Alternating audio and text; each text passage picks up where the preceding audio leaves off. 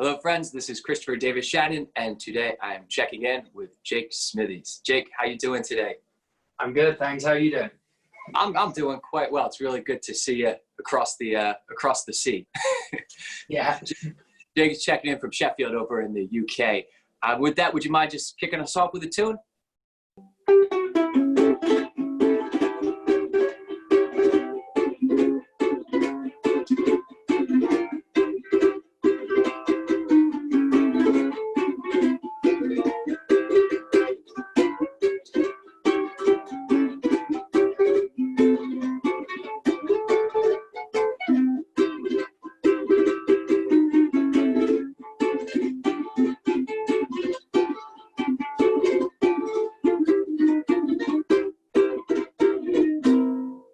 Fabulous way to kick it off. Beautiful little tune. So for those of you who are not familiar with Jake, he is a great musician that plays in a number of bands, both bass and uke, but I think he's probably best known for his illustration work. And in fact, he did the label inside my favorite ukulele, I believe, was drawn by you. Yeah, which yeah. is pretty cool. So I know you've just released a new book, right? Yeah, I have. Yeah, a little A6 pocketbook called Little Book of Wonky Tigers. That is kind of nonsensical, silly. I mean, it's a story about buyer's remorse. Is what it boils down to. You're selling a story about buyer's remorse. Basically, yeah. I mean, it started on a way where I didn't buy one thing, and then that cost me more time and more money than if I'd have bought the original item. Right. Yeah. And it kind of varies off in that way, full of, I think I counted it as 100 and something wonky tigers hidden in the book. That is not as many as I drew, but yeah, it was fun. It's just come out, maybe 3 weeks ago? Yeah. I have a copy on order, but because of the mail service right now, I don't foresee having it anytime soon. Really. They've just arrived. They've just arrived in Austin and California and Nevada, so you should be soon, hopefully. That's what I like to hear. I'm excited for it. I love myself some wonky tigers. You've also been doing. I've been interested in your cowboy illustrations for a while because obviously you're not an American, and cowboy culture is certainly something indicative of the American experience. So what has sort of like drawn you to that style? That topic of illustration, but also I find like your style of illustration is kind of like Art Deco Americana sort of style as well. So like what drew you to this style and how did you get there? Well, I mean, yeah, cowboys. I was trying to think how. I mean, the style, of course, playing the music and being into the clothes and the music of that 20s, 50s period kind of led my art style to end up going from the Edward Gorey-esque world it was in down the road to this kind of early Americana print vibe. I think one day I was doing loads of client work. I had, 40s menswear here and a load of different jobs going on and some boring ones and good ones. And then I went, and I'm a big Hank Williams fan, massive Hank Williams, a country music fan. And was scribbling and just was like, screw it. I really want to draw a cowboy. So I drew one, just scribbled away, posted it online, and then it kind of blew up and everyone was like, wow. And then I kind of fell in love with the whole cowboy, Roy Rogers, Hopalong Cassidy, all those, especially the early comics, the early pocket comic. And then I found loads of them in like flea markets in Germany, England, all over.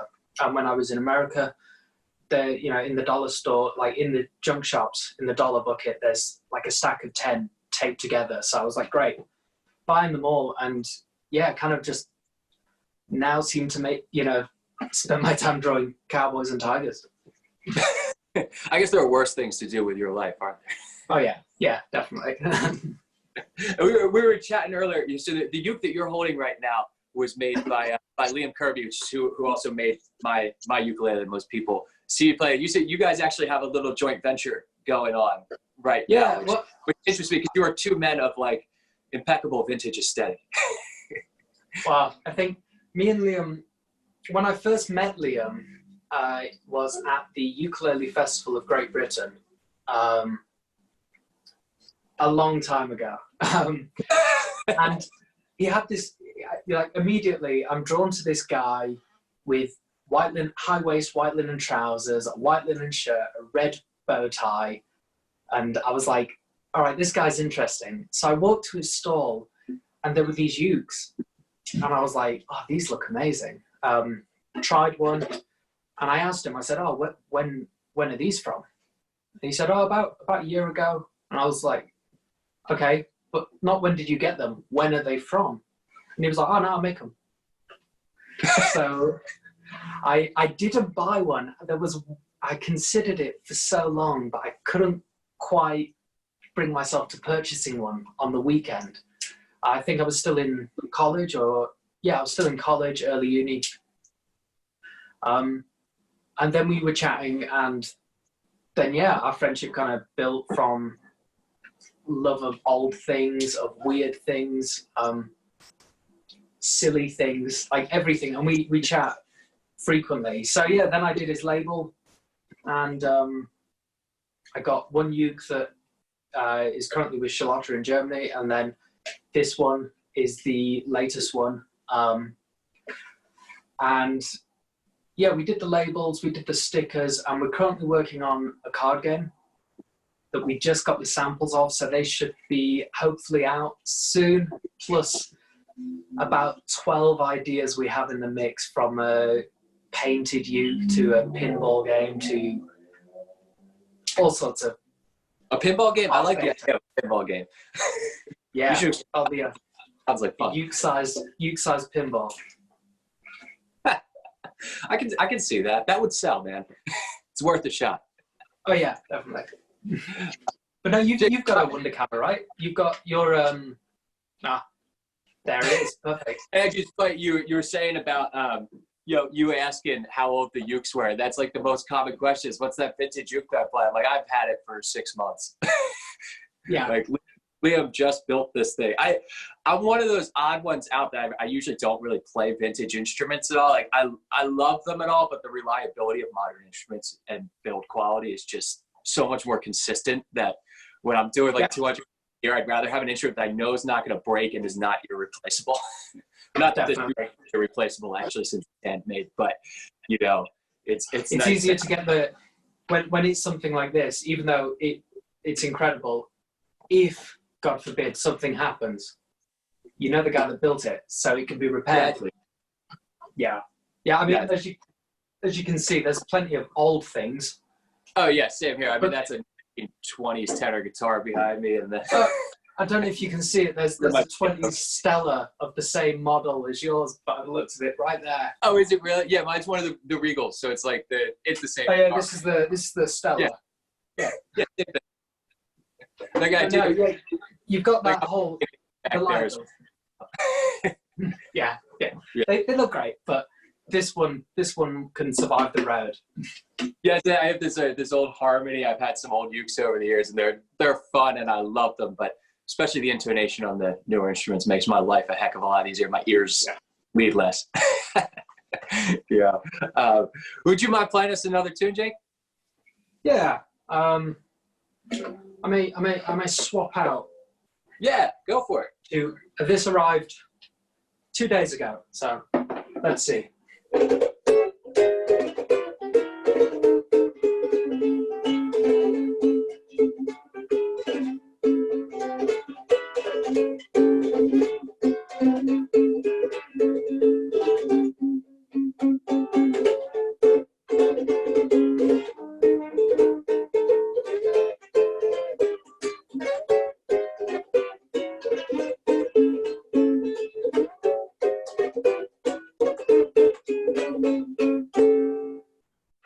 Yeah, man. Is that a long neck baby soprano? Yes, that is it's a soprano, like baby soprano body, but with a almost tenor guitar length neck by the feels of it. That's crazy. They can play all the cool lift stuff here, you know. Yeah, you can play all the high stuff that. Yeah. I like that. stuff. It makes life easier that I don't have to think about half the fingerboard on uke. That's why I like it so much. Yeah. So actually, the funny thing is that much like me, like uke is not at all your primary instrument, right? That's no, not at all. You're an upright bass player, much like myself. Upright bass. Yes. Yeah. Well, I started on uke originally. That was the did you? first instrument that really bit me, and then I played guitar in punk bands for a short period, and then yeah, this thing became the main thing for the last 12 years. Yeah. No, Yeah, I think there's a 12 years. big crossover I feel like between upright bass players and uke players. They just really go together really well. Perfect. The sound blends really perfectly because there's no frequency crossover. That is. Yeah, I'm doing duo gigs with I have a bass player in my band where I play uke. I'd love doing duo gigs with him because you don't miss anything. You don't need anything else really. And you do a duo with the Dead Man's Uke, just bass and uke as well. So you've been doing that for a long time, right? And that's your main group that you've been touring with for years. Yeah. That's well, me and Tim started when I was 13 with a band called the Anything Goes Orchestra. That was a 5-piece swing band, kind of timpanelli swing stuff. And then we moved away from Sheffield for a bit, and instead of dragging all the band members, 100 miles north to do a show, like a small concert in a pub, we started working on a duo, playing the music that we really love, the blues, country, Americana stuff. And then that kind of just exploded, and that's been 2012. So yeah, nearly 10 years of Dead Man's Uke now. That's crazy. Great.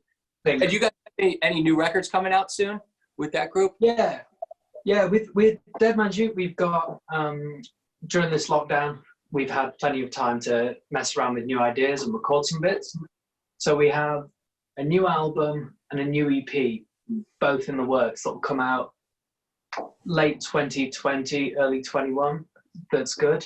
And then you spoke to Charlotta the other week. Yeah. You played also one of my favorite ukulele bands in the world. I'm missing being on the road with Dead Man's Uke and the Mice. Like Bad Mouse Orchestra is, they don't need me, but I'll join them for as many gigs as they want me for. Like to have a bass player, yeah. They've got to be a blast to play with live. It just seems like pure joy on stage when they're there. And they're coming out really soon, right? Just a few weeks. We were in the studio in January, and the new record I think comes out in the next coming months. That's a fascinating project, but also great fun to play. Like that 2 weeks in the studio was so much fun. There's music where you actually get to have fun doing it, and it's good music on top of that. There's nothing better. And working with people like Charlotta, Stefan, and Peter is great. I mean, the uke playing of Charlotta and Stefan is it's just not fair. And then Peter is like, Peter just understands music through and through.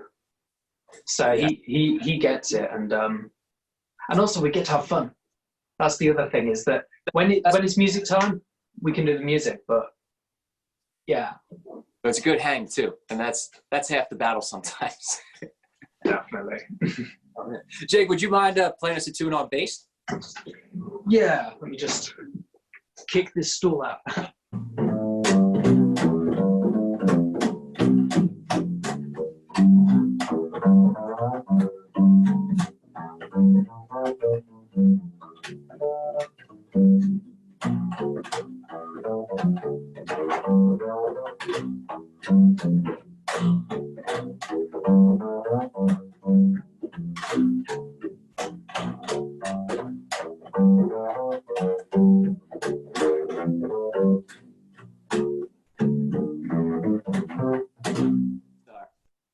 Jake, thank you so much for taking time out of your day and joining me for this and chatting a little bit. It was really fun. I hope one of these days our paths will cross at Ukulele Festival when they exist again. Definitely, when they exist again. Yeah. So thank you so much. And would you mind just playing us a little exit music to get us out of here? Not a problem.